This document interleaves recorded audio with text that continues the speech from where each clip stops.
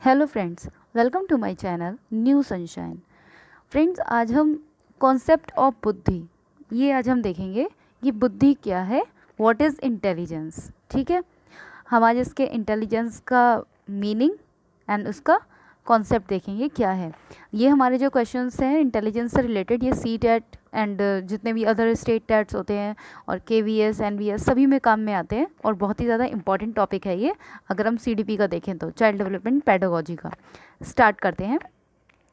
बुद्धि क्या है, ठीक है।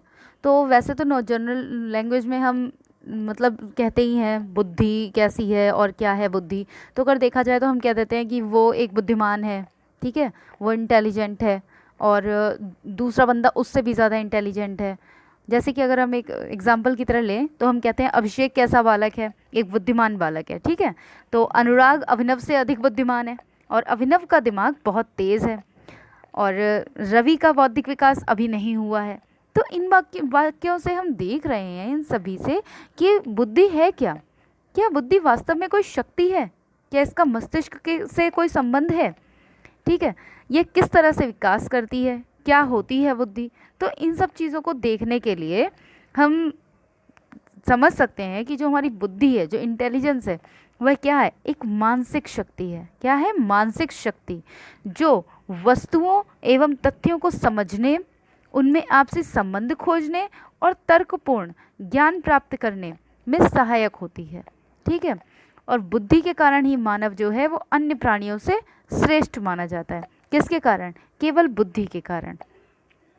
तो बुद्धि एक ऐसा तत्व होता है, एक ऐसा एलिमेंट होता है, मेंटल एलिमेंट, जिसके कारण अगर आप दो बच्चों को अगर एक ही ढंग से पढ़ाएंगे, ठीक है, मैं ही आपको अगर पढ़ा रही हूँ यहाँ पर ये इंटेलिजेंस का टॉपिक, तो कोई तो इसको किसी तरह से समझेगा और दूसरा इसको किसी और तरह से समझेगा, ठीक है।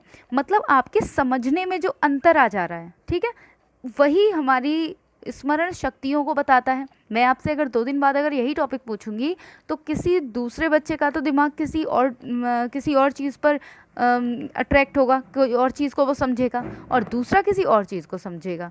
तो अगर हम देखें तो जिसके कारण बालकों में एक ही ढंग से पढ़ाए जाने पर जो अंतर आ जाता है, जिसके कारण हमें दो व्यक्तियों की स्मरण शक्ति में भिन्नता दिखाई पड़ती है, दोनों अलग अलग तरह से समझा रहे हैं, जिसके कारण दो व्यक्ति एक ही समस्या को हल करने में अलग अलग योग्यता दिखाते हैं। मैं आपको अगर एक प्रॉब्लम अगर दूं कि ये प्रॉब्लम आपको सॉल्व करनी है, कोई तो उसको किसी तरह से करेगा और कोई उसको किसी तरह से करेगा, ठीक है। तो अगर हम देखें बुद्धि का अर्थ क्या है, एक्सप्लेनेशन, तो बुद्धि एक अर्थ है जिसके लिए कंस्ट्रक्ट के नाम से भी जाना जाता है, कंस्ट्रक्ट, ठीक है।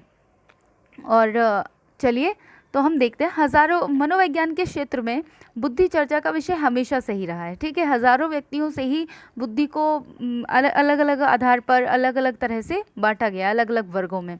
कुछ तो मतलब कुछ व्यक्ति जो होते हैं वो बुद्धिमान कहलाते हैं, कुछ कम बुद्धि वाले कहलाते हैं, कुछ मूढ़ बुद्धि वाले कहलाते हैं और कुछ जड़ बुद्धि वाले कहलाते हैं। परंतु फिर भी बुद्धि के स्वरूप को समझना अभी भी बहुत कठिन है, ठीक है, क्योंकि इतना ज़्यादा मतभेद चल रहा है सभी मनोवैज्ञानिकों में कि कौन सा सही है कौन सा गलत है। तो इस तरह से ये बहुत ही ज़्यादा अभी भी चर्चा का विषय बना हुआ है। आगे इसके डेफिनेशंस देखते हैं। बुद्धि का स्वरूप, बुद्धि जो है उसके लिए अलग अलग जो हमारे मनोवैज्ञानिक हैं उन्होंने अलग अलग परिभाषाएं दी हैं, क्योंकि बुद्धि को सभी ने अपनी अपनी तरह से एक्सप्लेन किया है। अगर हम बर्ट की बात करें तो बर्ट कहते हैं जो बुद्धि है वो अच्छी तरह निर्णय करने, समझने और तर्क करने की योग्यता है। Intelligence is the ability to जज well, to comprehend well and reason well. मतलब बुद्धि क्या है, अगर आप किसी भी तरह को अच्छी तरह से निर्णय कर पा रहे हैं किसी बात पर, किसी बात को समझने में और किसी बात में तर्क करने की अगर आप में योग्यता है तो आपकी बुद्धि अच्छी है, तो आप में बुद्धि है। ये बर्ट बोलते हैं। वहीं बकिंघम कहते हैं सीखने की योग्यता ही बुद्धि है। Intelligence is the ability to learn, Buckingham कहते हैं ऐसा।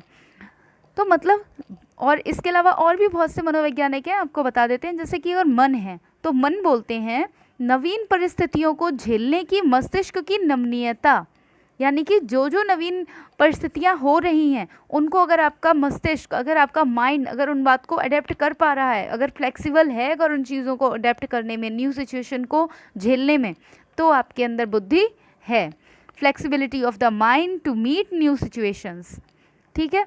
वहीं पिंटर कहते हैं सभी प्रकार की परिस्थितियों में निर्वाह करने की सामर्थ्य अगर आप में है तो आप में बुद्धि है। Capacity for getting along in all sort of situations, ठीक है। तो इस तरह से अगर हम देखें तो सभी मनोवैज्ञानिकों ने अपनी अलग अलग डेफिनेशंस दी है, और इसी तरह इन्हीं की सीक्वेंस में रॉस कहते हैं नवीन परिस्थितियों से चेतना अनुकूलन ही बुद्धि है, means conscious adaptation to new situation is intelligence.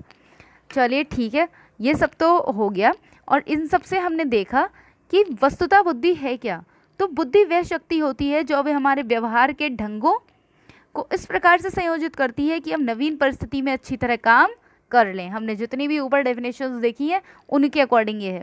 चलिए ये तो हो गया, लेकिन डेफिनेशंस तो हमारे लिए हेल्प नहीं करेंगी ना, हमारे लिए हेल्प करेगा इनका मीनिंग कि ये है क्या।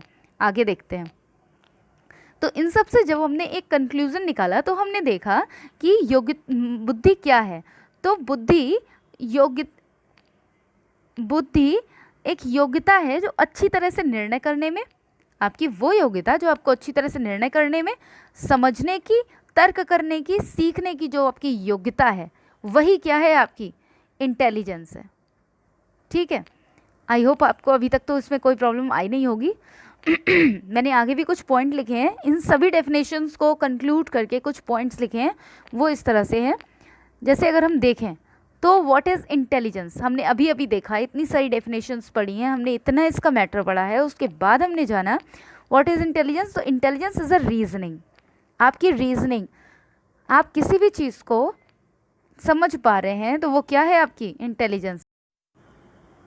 वहीं हमारा सेकेंड टॉपिक आता है टू लर्न, अगर आप सीख पा रहे हैं, समझ पा रहे हैं किसी चीज़ को तो वो क्या है, इंटेलिजेंस। अडेप्टेबिलिटी टू जज वेल एंड रीज़न वेल, किसी भी चीज़ को अच्छे से जज कर पाना, समझ पाना और उसको रीज़न कर पाना यानी तर्क कर पाना। ये और ये कुछ कुछ सेम ही है, ठीक है। रीज़न वेल यहाँ भी हो गया और रीजनिंग यहाँ भी लिख दी, उससे कोई फ़र्क नहीं पड़ता, आपको बस समझने में आना चाहिए। दूसरा हमारे एब्स्ट्रैक्ट थिंकिंग, अमूर्त चिंतन जब हम करते हैं तो वो भी हमारा किस में आता है, इंटेलिजेंस में आता है। Adaptation to new situation, new situations में अडेप्ट कर पाना, ये क्या है, ये हमारी इंटेलिजेंस है। इसके साथ ही प्रॉब्लम सॉल्विंग, तो प्रॉब्लम सॉल्विंग क्या है हमारी, ये भी हमारी इंटेलिजेंस का ही पार्ट है। तो ये था हमारा इंटेलिजेंस का आज का टॉपिक। अगर इसमें कहीं भी कोई कन्फ्यूज़न हो तो आप पूछ लीजिएगा, कमेंट बॉक्स में कमेंट कर दीजिएगा, ठीक है। मैंने अपनी तरफ से पूरी कोशिश की है कि मैं आपको इंटेलिजेंस अच्छी तरह से समझा पाऊँ, लेकिन अभी भी इसमें अगर आपको कुछ भी समझ में नहीं आता है तो आप कमेंट करके पूछ सकते हैं, ओके। अगर आपको वीडियो अगर अच्छा लगा हो तो आप वीडियो को लाइक, शेयर और सब्सक्राइब ज़रूर कर लीजिएगा और साथ में बेल आइकन भी प्रेस कर दीजिएगा, जिससे आपको मेरी वीडियोज़ के सभी नोटिफिकेशन ईजिली मिल जाएंगे।